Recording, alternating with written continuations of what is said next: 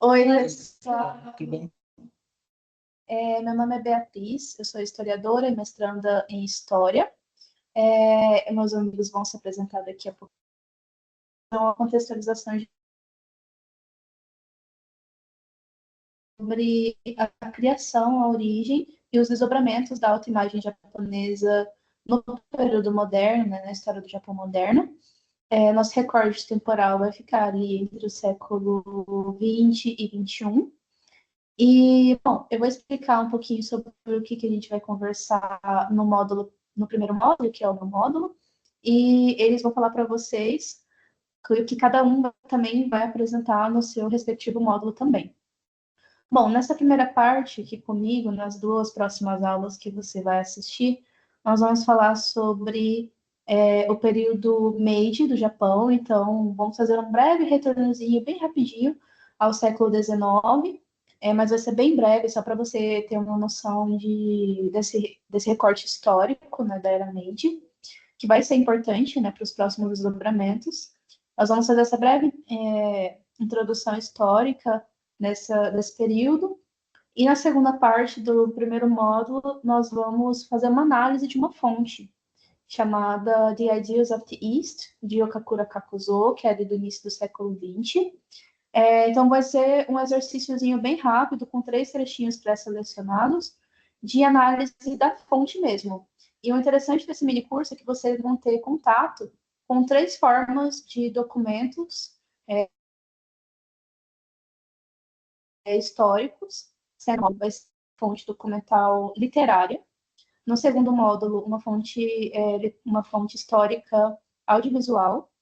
E no terceiro módulo, uma fonte de mangás, então de quadrinhos ali, uma coisa de literatura, um pouco de um desdobramento mais moderno, mais contemporâneo, na verdade, né? De mídia japonesa. Então, eu espero que vocês gostem bastante e vou deixar agora a palavra para os meus amigos. Boa noite, bom dia, boa tarde a todos. Meu nome é Maria Caroline, eu sou mestranda também no programa de História, aqui na UFPR, bem como meus colegas, e eu vou estar compondo esse mini curso junto a eles, e vocês vão me acompanhar então no segundo módulo do nosso mini curso, onde a gente vai conversar um pouco sobre a construção da autoimagem japonesa para a colonização japonês, políticas de assimilação e tudo mais.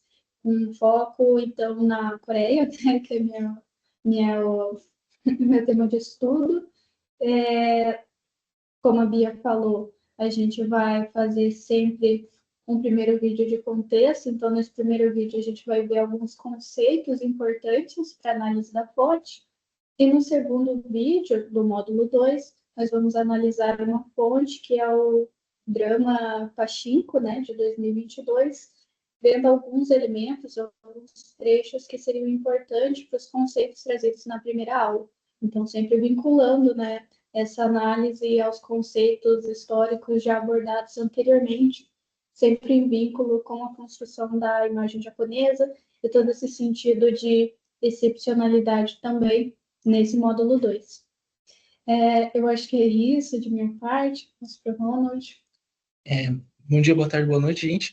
O meu módulo vai ser o último, né, que vai ser trabalhado, que, como a Bia já havia comentado, vai ser sobre um mangá, no caso, será Full Metal Alchemist, da autora Hiromu Murakawa, e como as duas também já comentaram, no meu caso, o meu módulo, que é o terceiro, vou começar trazendo na primeira aula alguns conceitos, para se entender o que a gente vai analisar na segunda parte, e também uma breve introdução histórica, que a gente vai passando até inclusive por alguns períodos que as minhas colegas passaram, com situações que elas não puderam retratar, mas principalmente focando no produto, nessa nova identidade que vai surgindo no pós-Segunda Guerra Mundial. Então, vocês vão ver algo bastante interessante, que é a minha colega falando sobre como que no começo do século XX, até o final dela, o Japão tinha uma identidade, e depois ele passa a ter uma nova defesa, uma nova forma de se enxergar e passar essa imagem para o mundo, e o mangá que estou analisando com Metal Alchemist é justamente fruto dessa nova identidade que vai surgindo.